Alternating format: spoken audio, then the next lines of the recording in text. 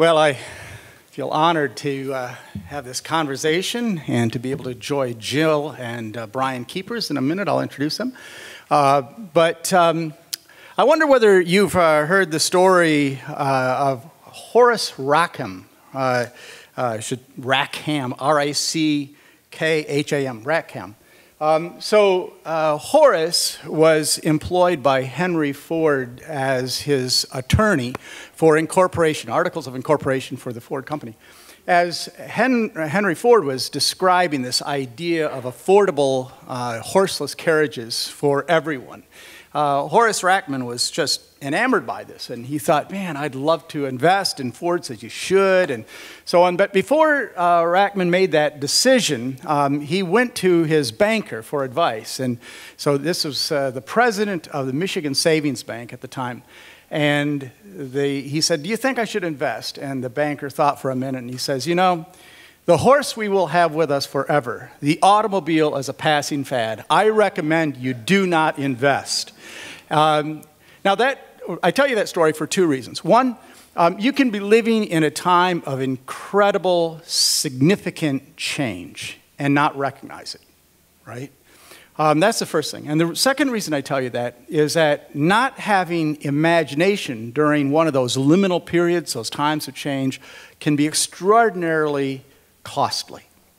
So you need to recognize the time you're in, and you need to imagine what that time might be about so that you can make preparations for the future. Now, the good news is that Horace decided to ignore his banker friend's advice.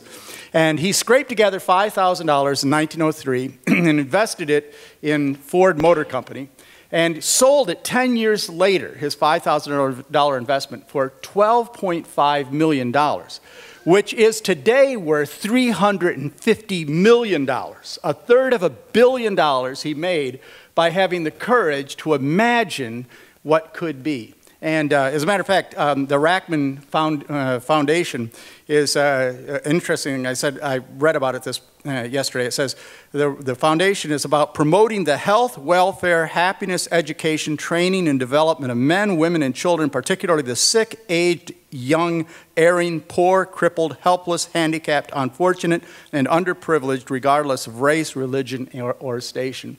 And millions of dollars have been distributed out of that foundation because of imagination. Because of imagination.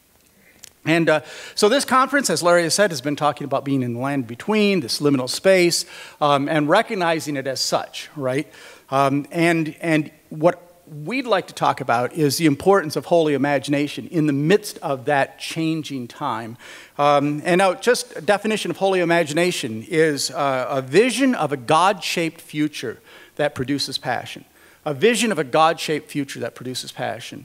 Or a vision of tomorrow that God's hand on that tomorrow that shapes and sustains us today. And when I think about this kind of power of holy imagination, my mind goes to the heroes of faith in Hebrews 11. All of them were living, as you know, in a liminal space, right? Significantly liminal space, in that land between. And in the midst of that land between, they were, every one of them, shaped by that vision, by a holy imagination, which the author of Hebrews simply calls faith, right? It's confidence of what we hope for, assurance of what we do not see, right? Isn't that a picture of the future, a God-shaped future? Confidence of what we hope for, assurance of what we do not see. Holy imagination sustained every one of them. And by the time that we finished with Hebrews 11, at the end of the chapter, the author says this holy imagination, this faith, perfected them. The word is based on the Greek word telos, which, and we know telos is that finished outcome of God's intended shalom for his people. And so it drew them towards God's future, his shalom. And that was the power of it, right? The holy imagination that sustained them. And so we want to just talk about that holy imagination a little bit more. And so what it is, how it's nurtured, how we can tap into it, all those sort of things.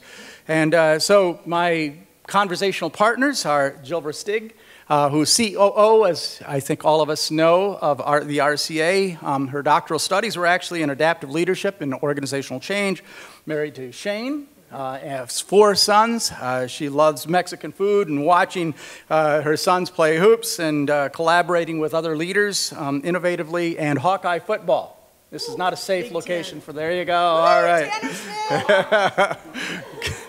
Oh, well. And then Brian Keepers is on the screen. Yes, Brian's behind me. 20 years he's been pastor in the RCA, Northwest Iowa, West Michigan. His D-Min was in the Word and Sacraments and how it cultivates missional imagination in God's people. Married to Tammy. They have 2 adopted daughters and 1 granddaughter recently, so congratulations to Brian.